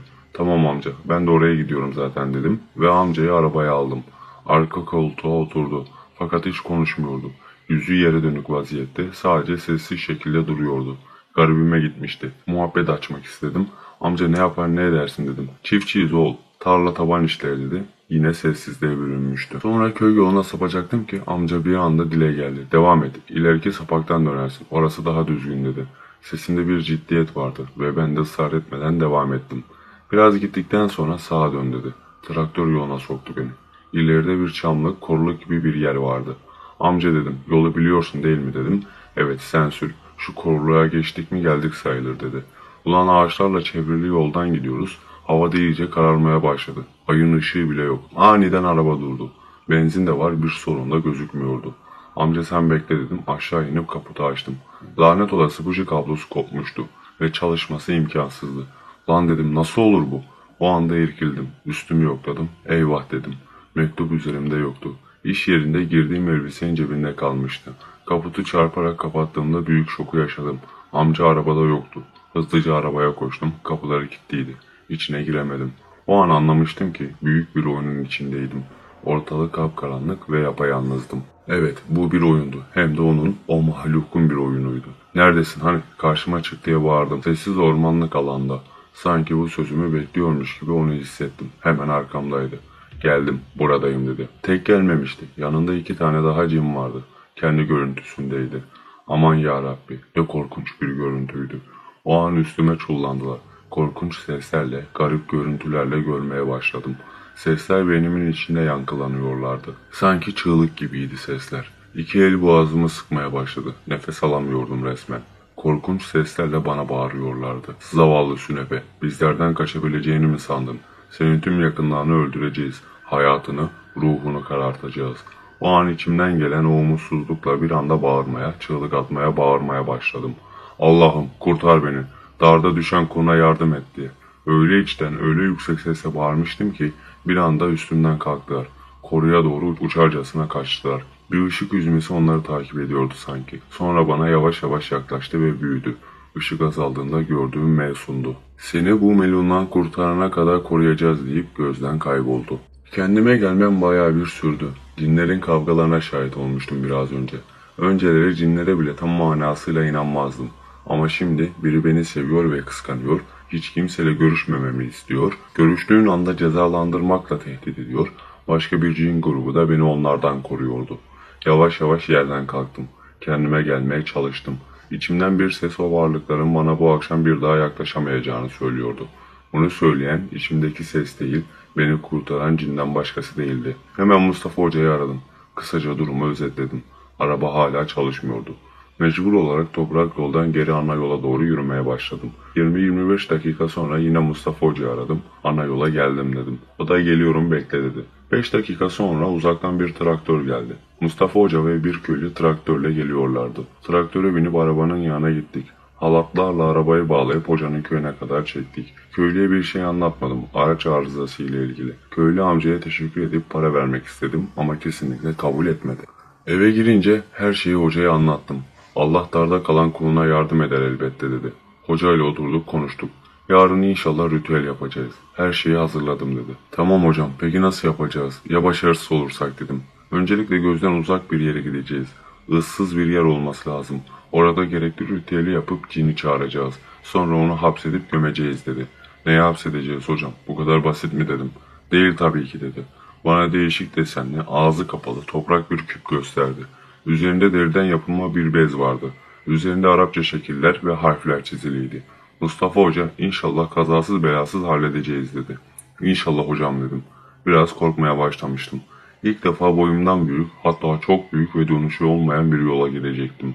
Ellerim titriyor, konuşurken sesim kısılıyordu. Benim korkmamam gerekirdi. Çünkü korkarsam enerjim düşer, cinlere kolay lokma olurdum. Enerjimden dolayı seven cin, enerjim azalınca beni sevmez, bir anda öldürmeye kalkardı. Korktuğumu anlayan hoca beni rahatlatmak için aç mısın dedi. Vallahi açım hocam dedim. Hocayla beraber yemek hazırladık. Yemeği yedikten sonra çay içip muhabbet ettik. Gece yarısına doğru yatsıyı kılıp yattık. Gece sakin geçti. Sabah yine hocayla beraber namaz kılıp kahvaltı ettik. Sonra çıkıp Çamlı'ya gittik. Biraz oturduk. Daha sonra kalkıp köyün içinde gezdik. Bu arada hoca bir mektup daha yazmış, yanımıza almıştı. Öğlene doğru önce camimizde namazımızı kıldık, sonra kahveye gittik. Sohbet muhabbetten sonra dün akşamki köylü geldi. Arabaya ne yaptığımı sordu. Bir arkadaşımın cipi var, gelip çekecek dedim. Kahvede biraz oturduktan sonra 3 gibi eve döndük. Yemek yiyip ikindiyi kıldık. Akşamı beklemeye başladık. Bir yandan da ritüelde kullanacağımız eşyaları hazırlıyorduk. Hocam gece gece yapmasak bu iş olmaz mı dedim. Olmaz. Gündüz onları bulamazsın. Onlar uykularını gündüz uyurlar dedi. Evet, dikkat ettiyseniz bu varlık hep bana gece ya da akşam üzeri geliyordu. Neyse akşama kadar evde takıldık. Akşam namazından sonra yemek yiyip çay içtik, muhabbet ettik. Saat gece 11 gibi hoca elinde 2 tane büyük torba ile geldi. Hani şu köylerde bulunan heybeler olur ya, çobanların kullandığı. İşte öyle torbalar. Torbalardan birini aldım, diğer elime küpe aldım. Üzerindeki deriyi katlayıp torbaya koydum. Hocayla yayan çıktık yola. Çamlığa geldik. Ağaçların seyrekleştiği bir yerde büyükçe bir çam ağacının dibinde durduk. Çevresinde başka bir ağaç yoktu. Ağaç ve az otlu, çorak bir zemin. Elimde fener vardı ama o kadar karanlıktı ki 1 metre önümü ancak görebiliyordum. Hoca 2 tane heybeyi açtı. İçinden bir kapalı kutu, enfiye kutuları gibi çıkardı. Bir çok mum, bir bıçak, orta boy ince uzun bir ayna çıkardı. Dikkat ettim, aynanın boyutu küpten kısaydı. Diğer çuvaldan ise orta büyüklükte taşlar çıktı. Bazıları yumruk kadar, bazıları daha ufak. 20-25 tane. Neyse hoca bu taşları oval bir şekilde dizdi. En dışına da enfiye kutusundan daha önceki kullandığı beyaz tozdan geniş bir çember yaptı. Sonra taştan şeklin içine girdi. Aynanın arkasında büyükçe bir taş koyup dayadık. Yarı yatıktı ayna. Hoca mumları yakıp taşların arasına sıkıştırdı. Toprağa gömdü ki sabit kalsın. Daha sonra hoca küpü al yanıma gel dedi. Aldım yanına geldim. Deriyi getir dedi. Poşetten onu da aldım. Daha sonra sen arkamda dur ve ben bir şey diyene kadar hiçbir şey yapma dedi. Hoca Arapça dualar okumaya başladı. Bir anda geçen sefer olan şey oldu. Mumların alevi rüzgar varmış gibi sallanmaya başladı. Bu akşam da zerre rüzgar esmiyordu. Aynada olağan dışı gölgeler oluşmaya başladı. Hoca bıçağı al yanıma gel dedi. Yerden bir taş aldı ve hemen önümüze koydu. Ben yanına gelince bıçağı elimden alıp elimi tuttu ve derin olmayan bir kesik attı. Kan damlıyordu. Canım acısa da bir şey yapamadım. Bu işin kanunu buydu. Kan insanların yaşamaları için en mühim bir dokuydu. Cinler içinse insanların zihnini yormak için seyahat ettikleri bir nehir. Elimi taşın üstüne yaklaştırdı. Damlayan kanlar taşın üstüne damlamaya başladı. 10-15 tane kan damlasından sonra elimi bir bezle sarıp tamam yan tarafa geç dedi. Yan tarafa geçtim. Hoca Arapça konuşmaya başladı. Bir anda aynadaki görüntü netleşti. Gelmişti. Ona içimde dizginleyemediğim korku ve öfkeyle bakıyordum. Fakat sadece ona değil, bir şey beni hocaya karşı körüklüyordu. Hem cine hem de hocaya sinir oluyordum. Bu duyguyu yani hocaya da sinirlenmemi onlar o kötü iblisler sağlıyordu. Fakat bunu bildiğim halde müthiş bir şekilde hocaya sinirlenmeye başlamıştım. Aynadan beliren yüzü her zamankinden daha çirkindi ve sesi ürkütücüydü. Hocaya bağırmaya, çağırmaya başladı. Hoca da bunu tehdit eder gibi karşılık verdi. Bir anda arkamdan bir ses duydum. Ormanın içinden gölgeler yaklaşıyordu. Sesleri çok korkunçtu. Kedi ve baykuş sesleri ve daha değişik hayvan sesleri duyuluyordu. Ormanın her yanından bize doğru geliyorlardı. Bunlar onun, bana aşık olan ve şu an aynada şekli görünen iblisin kabilesindendi. Gölgeler yaklaştıkça şekillenmeye başladılar. Aman ya Rabbi, ne korkunç suretleri vardı. Birisi neredeyse 2 metre kadar yanıma yaklaştı. Hoca önde, iblis ile Arapça ya da Aramice şeyler konuştuğu için bu gelen cinlerin farkına varmamıştı. Yanıma yaklaşan cin hemen yanımdaki bıçağı göstererek biraz önce bu bıçakla hoca senin kanını döktü. Şimdi sen de onun kanını dök diyerek aklımı bulandırıyordu. Zaten anlamsız bir şekilde hocaya nefret beslemiştim. Eğilip yerden bıçağı aldım. Bıçağın üzerinde hala kanım vardı. Tam hocanın ense kısmına saplayacakken hoca bana dönüp Arapça bir şeyler söyledi. Bu söylediğini daha sonra sordum hocaya. Allah seni zalimlerden eylemesin demiş. Bu söylediği sözün ardından kendime geldim ve bıçağı yere attım. Yanımıza kadar gelen cin sürekli telkinde bulunuyordu. Ama ben artık ona uymuyordum. Hocanın ufak bir cümlesi dua niyetine gelmiş, beni zalim olmaktan muhafaza etmişti. Cinlerin hepsi yanımıza kadar yaklaşmıştı. Binlerce, yüz binlerce ateşten gözler. Kimisi kambur, kimisi 4 ayaklı hayvan gibi, kimisinin 3 tel sakalı var ve burnunun olduğu yerde sivri bir boynuzu. Görüntülerini bu kadar basit anlattığıma bakmayın. Tarif etmek çok zordur onları. Aynadaki lanet cin kabilesinden 100 bulup kahkahalar atıyor ve sonunuz geldi, buradan çıkışınız yok diyordu. Allah'a dua etmeye başladım. Allah'ım bize yardım et. Aramızda 1 metre kala bir anda bunlar durdular. Sanki görünmez bazı şeyler mücadele ediyorlardı. Biri aniden havaya doğru uçtu. Toz gibi ayrıldı. Diğerleri de kaçmaya başladı. Etrafa dağılmaya başladılar. Ben bunları kim yapıyor derken çemberin dibinde daha önce evime gelen 3 cin ve onun kabilesinden olduğunu düşündüğüm cinler belirdi. Korkmayın, size yardıma geldik dediler. Resmen ölmeyi beklerken müttefiklerimiz gelmişti. Ormanın içinden diğer cinler de gelmeye başladı. O an evime gelen 3 cin kendi suretine büründüler. Aman ya Rabbi, nasıl heybetliler. Dizlerimin bağı çözüldü neredeyse. Bu arada hoca aniden küpü getir diye bağırdı ve kanlı taşı aynaya vurdu. Ayna çatladı ama parçalanmadı. Hemen küpü getirdim. Aynayı içine tıktı ve ağzını elinde verdiğim deriyle kapladı. Derinin kalan kısmını iple sıkıca bağladı. İlk başta küpten boğuk sesler geldi. En sonunda sesler de kesildi. Hoca kurtulduk sonunda dedi. Hoca bu Müslüman kardeşlerimize de teşekkür etti. Onlar da yanımızdan ayrıldı. Hemen taşları çuvala doldurduk. Diğer malzemeleri de ben doldurdum. O tozu da ayağımla bozdum. Mumları söndürüp poşete attım. Poşetleri ben, küpü de hoca yüklendi. Köyün mezarlığına doğru yola çıktık. Mezarlıkla çamlık tam ters taraftaydılar. Hocanın evi de arada kalıyordu. Eve eşyaları bırakıp kazma kürek aldım. Hoca da küpü gene sırtlandı ve mezarlığa gittik. Önceden hocanın belirlediği boş bir yere derin bir çukur kazdı. Bu çukur mezarlığın biraz yukarısındaydı. Daha önceden kazılıp gömülmüş bir yer daha vardı. Tahmin ediyorum ki Mustafa Hoca'nın ilk din gömme vakası değildi bu. Ama belli etmedim. Küpü oraya gömdük. Üstüne de biraz kül ve beyaz tozdan döktük. Sonra eve geldik. Hocam kurtulduk mu sonunda dedim. Onun da yüzü gülüyordu. Evet kurtulduk dedi. Ben bir şey anlamadım dedim. Cin aynaya hapis oldu. Küpün içinde de öldü. Sonra da onu gömdük dedi. Hoca bir muska daha yazdı bana. Bu mektubu ve bu muskayı yanından sakın ayırma dedi. Sabah Mehmet'i aradım. Çekici alıp geldi sağ olsun. Hocayla helalleştim. Ben de çok emeği vardı. Sonra iş yerine gidip 3-4 aylık ücretsiz izin istedim. Sağ olsun onlar da kırmadı beni. Kendime gelmem 6 ay sürdü. 6 ay boyunca memleketimde kafa dağıttım. 6 ayın sonunda tekrar geri dönüp işe geri başladım. Merve ile görüştüm. Bir çocukla tanışmış. Nişan yapmışlar ve düğünden sonra Amerika'ya yerleşeceklermiş. Ona her şeyi baştan sona kadar anlattım. Ve sonunda ikimiz de ağladık. Ayrılırken çok zor oldu.